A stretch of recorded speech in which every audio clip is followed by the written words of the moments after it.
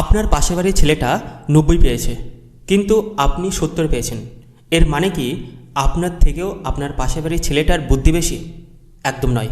Result হলো একটা stop watch, but মেধা হলো সমগ্র সমুদ্র। আর স্টপ ওয়াচ দিয়ে সমুদ্রের গভীরতা কখনোই মাপা সম্ভব নয়। আমরা একটা মাছের মেধাকে তুলনা করছি সে কতটা সুন্দর গাছে উঠতে পারে। ওয়েল, গাছে সুন্দর বাদর উঠতে পারে, তাই যে পড়াশোনার সিস্টেমটা তৈরি হয়েছে সেই সিস্টেমটা দিয়ে কখনো একটা মানুষের মেধা বিচার করা যায় না। হয়তো শুনলে এটা অবিশ্বাস্য লাগতে পারে, পৃথিবীতে 80% বিলিয়নিয়ার তারা কখনো স্কুলে ভালো রেজাল্টই করেনি। আর যখন আপনি আপনার রেজাল্টটা অন্য কারোর সাথে তুলনা করছেন, তখন আপনার যে ইউনিকনেস আছে সেই ইউনিকনেসকে আপনি অপমান করছেন। ওয়েল, যেরকম প্রত্যেকটা পৃথিবীর মানুষের ফিঙ্গারপ্রিন্ট আলাদা হয়, তোমার যেমন আলাদা, তার পাশের বাড়ির ছেলেটারও আলাদা, ঠিক তেমনই প্রত্যেকটা মানুষের মেধাও আলাদা হয়। আর তা কখনো রেজাল্ট দিয়ে বিচার করা সম্ভব নয়। তাহলে প্রশ্ন আসে, কিভাবে একটা মানুষের মেধা বিচার করা যায়? ওয়েল, আমি যে টেকনিকটা বলবো এটা টপ মেন্টররা শেয়ার করে। 3টে ভাবে একটা মানুষের মেধা বিচার করা হয়।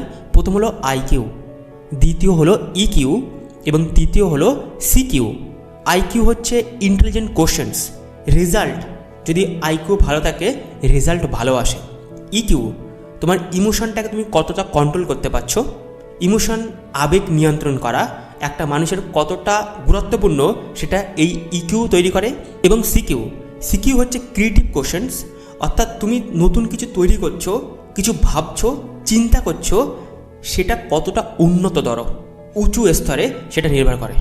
এই 3টেকে বেস করে একটা মানুষের মেধা নির্বাচন করা যায় বা মানুষের কোয়ালিটি নির্বাচন করা যায়। তাই কখনো যখন তুমি রেজাল্ট কম পাচ্ছ তখন অন্যের সাথে কম্পেয়ার করা বন্ধ করে নিজেকে বলতে হবে ইউ আর ইউনিক, তোমার কোয়ালিটি ইউনিক এবং তুমি এই পৃথিবীতে এসছো অন্য কারোর কপি করতে নয়। কারণ পড়াশোনা নির্ভর করে তুমি কতটা কপি করে ব্রেনে খাটিয়ে পরীক্ষাতে লিখে এসছো।